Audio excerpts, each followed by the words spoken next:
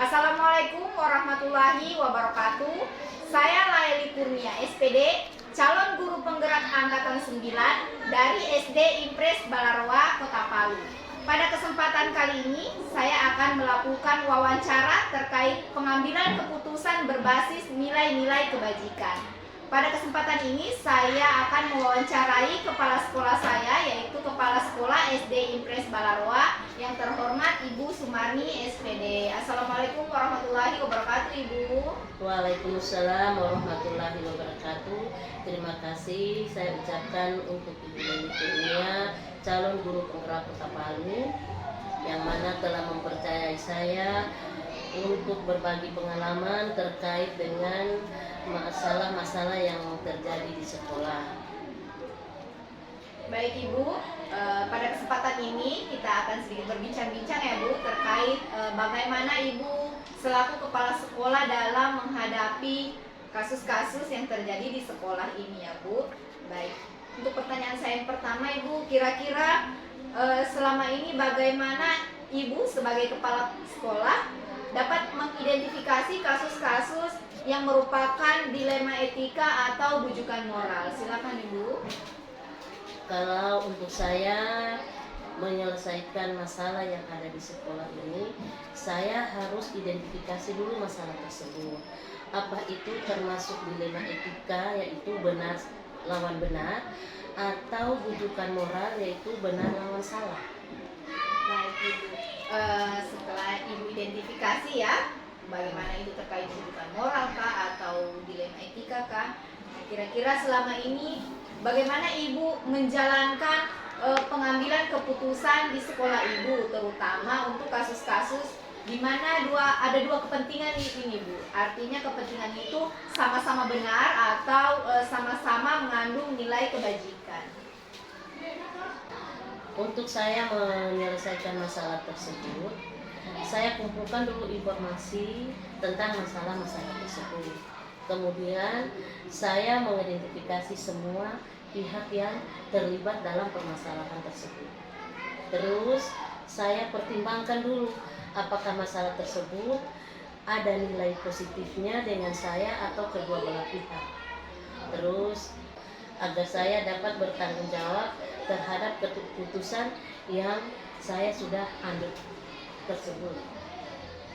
Baik Ibu, nah kira-kira seperti apa langkah-langkah atau prosedur yang nantinya Ibu biasa lakukan selama ini dalam mengambil keputusan?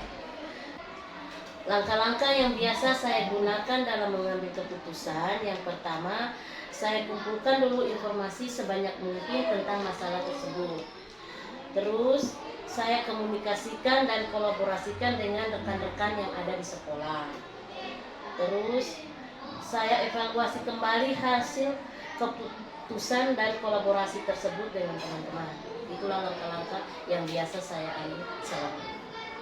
Luar biasa sekali ya Bu, langkah-langkah yang Ibu ambil, terutama terkait Ibu selalu berkolaborasi dengan sesama rekan-rekan Ibu. Nah, kira-kira hal-hal apa saja Ibu selaku kepala sekolah yang selama ini Ibu anggap efektif dalam pengambilan keputusan pada kasus-kasus dilema etika yang Ibu hadapi? Hal yang efektif yang biasa saya lakukan dalam mengambil keputusan tersebut, yang pertama, saya identifikasi dan saya pahami dulu situasi dari permasalahan tersebut. Yang berikut, saya melakukan dulu komunikasi dan kolaborasi dengan rekan-rekan untuk mencari solusi yang efektif. Kemudian saya membuat keputusan dari hasil kolaborasi tersebut. Terus dalam pengambilan keputusan tersebut, saya harus objektif, adil, berhati-hati, dan fleksibel. Baik Ibu, menarik sekali ya. Nah, kira-kira hal-hal apa saja yang selama ini merupakan tantangan dalam Ibu mengambil keputusan pada kasus-kasus terkait dilema etika? Tantangan yang selama ini saya alami, yang pertama biasanya benturan dari dua kepentingan dari permasalahan tersebut. Berikut terdapat nilai-nilai yang bertentangan seperti rasa keadilan dan rasa kemanusiaan dari saya. Berikut tekanan sosial bagi diri pribadi saya. Terus saya harus mengakui dan bisa mengelola emosi diri pribadi saya. Itulah tantangan yang selama ini yang saya alami untuk menyelesaikan permasalahan dilema etika. Baik Ibu, kira-kira apakah Ibu memiliki sebuah tata kala atau jadwal tertentu terkait dalam menyelesaikan kasus-kasus dilema etika? Apakah Ibu langsung menyelesaikannya di tempat kah atau memiliki sebuah jadwal untuk menyelesaikannya? Nah, kira-kira bentuk atau prosedur seperti apa yang Ibu ingin jelaskan? Saya dalam menyelesaikan masalah tersebut tergantung dari permasalahannya yang terjadi. Kalau permasalahannya bisa diselesaikan pada saat terjadi masalah itu, saya langsung selesaikan. Tetapi kalau memerlukan komunikasi dan kolaborasi dari teman-teman, saya kolaborasi dulu dengan rekan-rekan yang ada di sekolah. Sesudah itu baru saya bisa menyelesaikan masalah tersebut. Baik sekali ya Bu. Nah, kira-kira adakah seseorang atau kira-kira faktor apa yang selama ini mempermudah atau dapat membantu Ibu selaku kepala sekolah dalam mengambil keputusan terkait kasus-kasus dilema etika yang terdapat di sekolah Ibu? Yang biasa membantu saya menyelesaikan kasus tersebut ya sudah jelas teman-teman yang ada di sekolah, karena saya selalu berkolaborasi dengan mereka sebelum saya mengambil keputusan. Yang berikut, saya pertimbangkan dulu nilai-nilai yang saya anggap benar dengan nilai-nilai yang rekan-rekan anggap benar. Sesudah itu kita samakan persepsi. Baik Ibu, dari semua hal yang telah Ibu sampaikan tadi, kira-kira pelajaran apa yang dapat Ibu petik dari pengalaman Ibu dalam mengambil keputusan terkait kasus-kasus dilema etika? Pelajaran yang dapat saya ambil dari kasus-kasus tersebut, yang pertama saya rasa saya di sini harus mendahulukan kepentingan umum atau kepentingan orang banyak daripada kepentingan pribadi saya. Yang berikut, dari pengalaman saya dalam menyelesaikan masalah tersebut, itu membuat saya menjadi pribadi yang lebih bijaksana dalam mengambil keputusan. Terus berikutnya, saya selalu berkolaborasi dan selalu menjaga komunikasi antara seluruh warga sekolah. Jadi demikian langkah-langkah saya untuk menyelesaikan masalah dilema etika atau rujukan moral selama jadi kepala sekolah. Demikian pendapat saya. Kurang lebihnya saya mohon maaf. Wabillahi taufiq wal hidayah. Wassalamualaikum warahmatullahi wabarakatuh. Waalaikumsalam warahmatullahi wabarakatuh.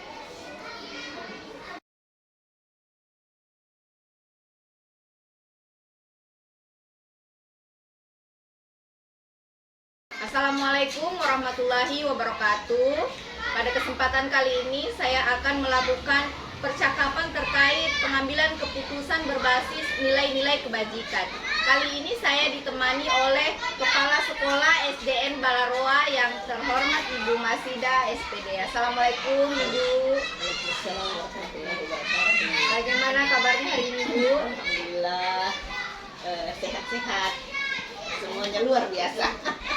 Baik, terima kasih karena telah menyempatkan waktu untuk melakukan wawancara. Izin Bu, kali ini saya akan melakukan wawancara terkait bagaimana Ibu mengambil keputusan berbasis nilai-nilai kebajikan. Baik Ibu, pertanyaan saya yang pertama, kira-kira selama ini bagaimana Ibu dapat mengidentifikasi kasus-kasus yang merupakan dilema etika atau rujukan moral yang ada di sekolah Ibu? Baik, terima kasih Ibu Dewi untuk mewawancarai SP Sekolah Islam Balaroa. Nah, bagaimana cara mengidentifikasi Bu? Tentunya kalau di satuan pendidikan saya di sini di SDN Balaroa, jika mendapatkan kasus-kasus yang seperti itu, tentunya terlebih dahulu kita melihat jenis-jenis kasusnya. Nah, setelah kita melihat jenis-jenis kasusnya, kita mengumpulkan fakta-fakta atau data. Nah, mengumpulkan fakta-fakta yang relevan. Nah, kemudian mencari solusi, setelah itu mengevaluasi. Jadi setelah mencari solusi, kita mengevaluasi kembali bagaimana kasus tersebut. Apalagi ini kasus etika moral dengan dilema etika. Tentunya kita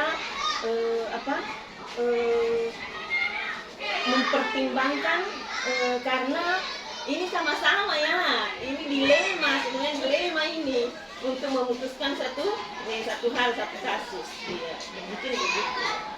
Ya, menarik sekali ya Ibu, pemaparan Ibu sangat runtut sampai akhirnya kemudian keputusan itu dievaluasi kembali. Baik, kira-kira selama ini bagaimana Ibu selaku kepala sekolah menjalankan pengambilan keputusan di sekolah Ibu, terutama untuk kasus-kasus di mana ada dua kepentingan ini Ibu, ada yang sama-sama benar atau sama-sama mengandung nilai kebajikan. Silakan Ibu. Nah, di sini Bu, di satuan pendidikan kami apabila terjadi kasus semacam itu, ada dua kasus kepentingannya yang sama-sama benar, kemudian mempunyai nilai kebajikan. Tentunya tentunya kita membutuhkan pola pikir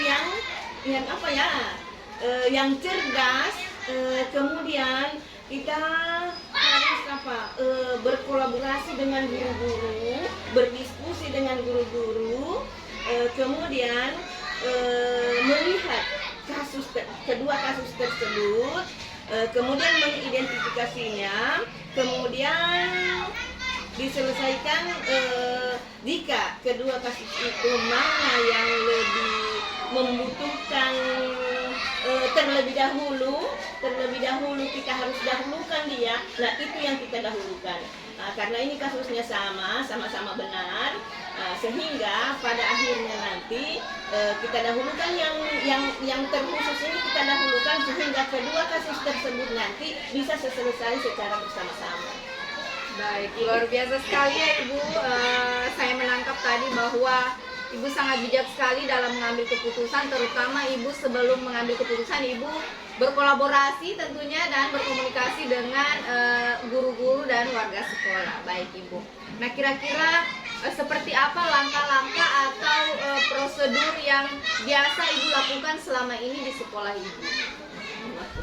Sebenarnya di pertanyaan sama di atas tadi ya, iya. Jadi langkah-langkah itu yang terlebih dahulu kita mengidentifikasi kasus, mengidentifikasi terdahulu kasus tersebut, kemudian mengumpulkan fakta-fakta, kemudian mencari solusi sama tadi, mengevaluasi, kemudian mengambil keputusan sama juga tadi itu. Iya. Baik ya, sangat runtut sekali Bu, sangat jelas sekali. Nah, kira-kira menurut Ibu hal-hal apa saja yang selama ini Ibu anggap efektif dalam pengambilan keputusan pada kasus-kasus dilema etika yang Ibu hadapi selama menjabat sebagai kepala sekolah? Jadi ini kasus yang sering kita hadapi di sini kalau kita mendapatkan kasus-kasus seperti itu. Jadi hal yang paling efektif itu kita bahas bersama terlebih dahulu dengan guru, berkolaborasi dengan guru, berkomunikasi dengan apabila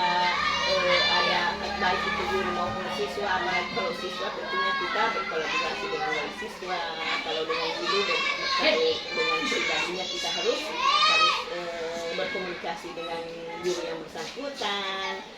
Kemudian mengutamakan mengumpulkan fakta-fakta di semua, kemudian mengutamakan mana yang lebih penting, dan itu yang dilakukan. Baik Ibu, ya.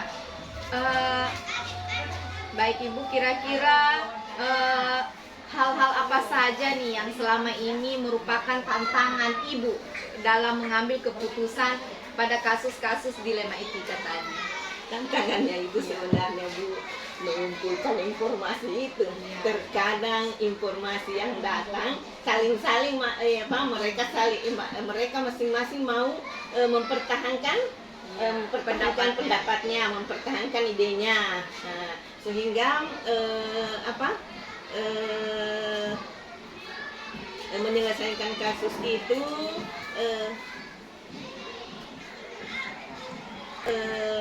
kita butuh diskusi untuk menyelesaikannya. Benar sekali Bu ya, diskusi kolaborasi antarkan guru, tenaga pendidik dan kependidikan sangat baik sekali.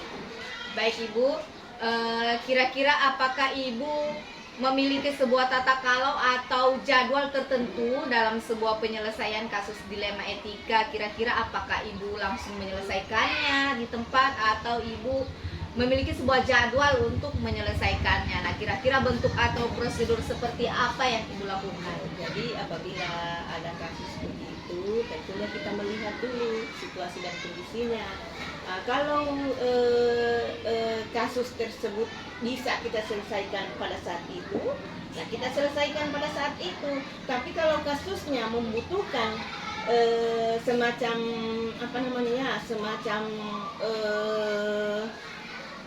kita harus mengumpulkan data, mengumpulkan fakta. Nah, berarti itu kita harus punya jadwal karena orang yang kita butuhkan adalah informasi. Nah, jadi mungkin begitu. Berarti tergantung situasinya Bu ya, dilema etika yang dihadapi, ada yang langsung kita bisa selesaikan, ada juga yang membutuhkan waktu. Ya. Baik Ibu, kira-kira ada tidak menurut Ibu seseorang atau faktor-faktor apa saja yang selama ini mempermudah Ibu atau membantu Ibu dalam pengambilan keputusan terkait kasus-kasus dilema etika?